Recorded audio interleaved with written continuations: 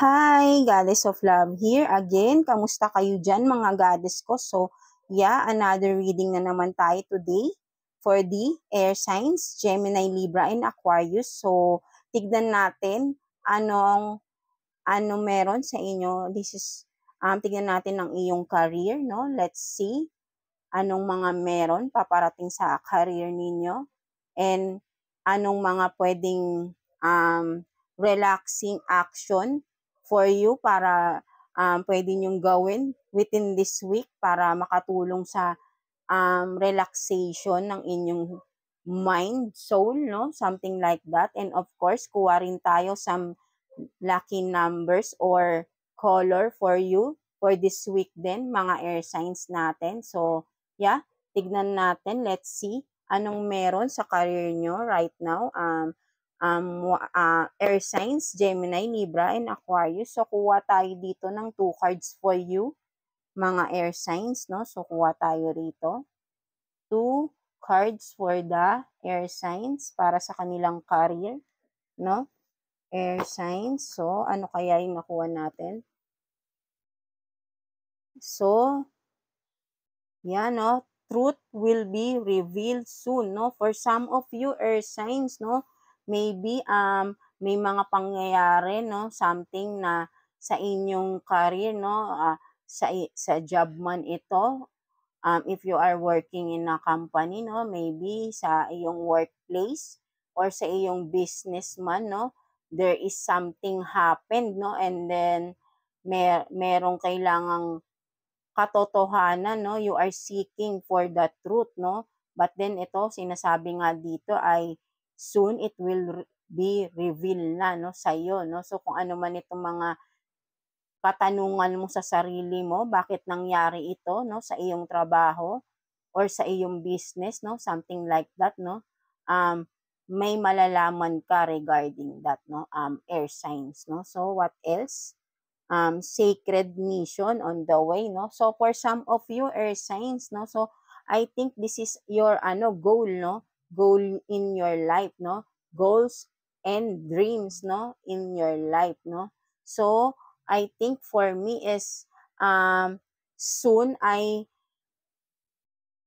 mauumpisahan mo na ito kung itong mga pangarap mo sa buhay, no? Sa career man, no? So whatever it is, basta yung dream mo, goals mo ay mauumpisahan mo na at may magandang magiging resulta ito, air signs. Once na nasimulan mo na ito, ay magtutuloy-tuloy ito, air signs. Magtiwala ka lang sa sarili mong kakayahan, no?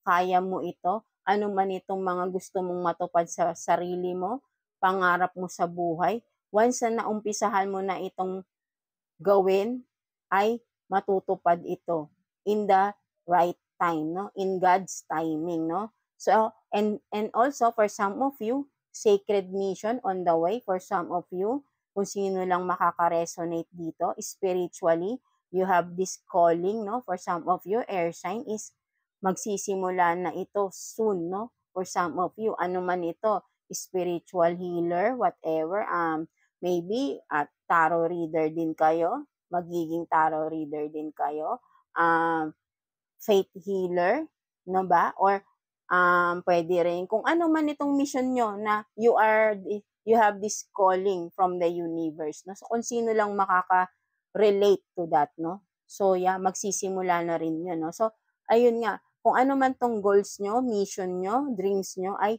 magsisimula na for you, air sign, no? So maganda ito. So mag-i-start na and for sure ay magkakaroon ng magandang resulto in the near future, right? No? For some of you, air sign, no? So I hope may nakarelate dito, no, mga air sign. So tignan naman natin anong relaxing action, relaxing mode for you this week, air sign, no? So pwede mo tong gawin this week, no, kapag you are being exhausted, no, something like that, no? So you can do this, no, to calm yourself, no, to relax yourself, no, something like that. Kuha tayo ng 1 card here for the air signs, Gemini, Libra, and Aquarius. Please, universe, 1 card for the air signs, Gemini, Libra, and Aquarius, please. Anong pwede nilang gawin this week para for stress reliever, no? Something like that, no? So, ano kayang pwede nilang gawin to take out that stress, no? One card for the air signs, Gemini, Libra, and Aquarius, please. Universe, please. So, kuha na lang siguro tayo, no? Air signs, no? Ng card for you, air signs. No? Tignan pa natin, baka may mahulog. But then, kung wala, ay kukuha na lang tayo, no? For you. So, yan, no? Nahihiya. So, kukuha na lang talaga tayo. So, ano kaya yung nakuha natin for you, air signs? So, yan, no? You have this massage, no? So, for some of you, para ma-relax-relax naman daw kayo this week is to go to a spa, no? Magpamasahe kayo or pa-home service kayo, pamasahe kayo para ma-relax naman ng katawan nyo. Very worn out na din ang mga katawan nyo, air signs, no? So, makakatulong yan sa inyo. Malamang ay maraming sumasakit na ang likod, ang paa, no?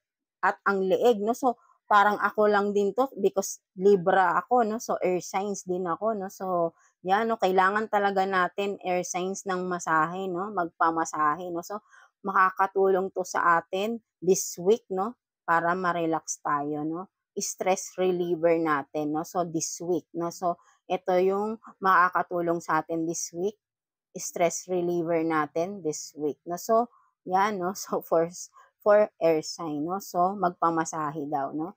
And then, of course, kuha tayo ng mga possible lucky numbers or color for you this week, no? Mga air signs, no? So, kuha tayo dito ng 6 cards for you, air signs, no? Gemini, Libra, and Aquarius, no?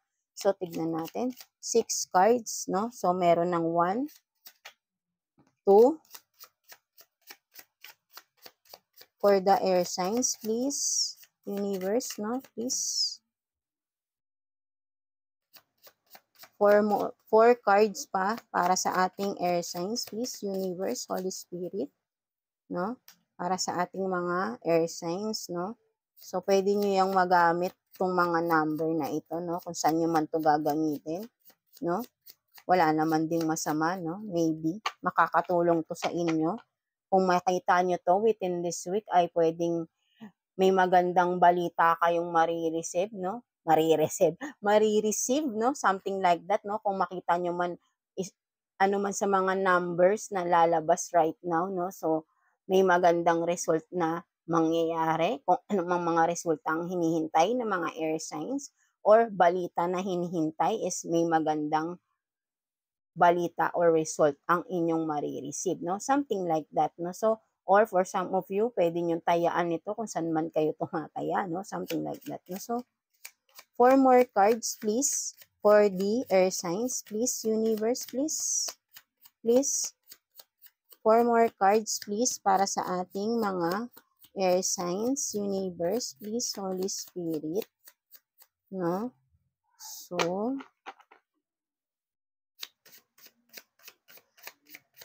4 cards pa, please, universe, please, para sa ating mga air signs, Gemini, Libra, and Aquarius, please, universe, please.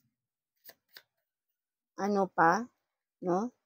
4 cards pa. So, kuha na lang siguro tayo, no? Mahihain ang mga cards ng mga air signs ngayon, no? So, yan, no? Siguro ayaw yung lumabas ng bahay right now, no? Nahihiya kayo.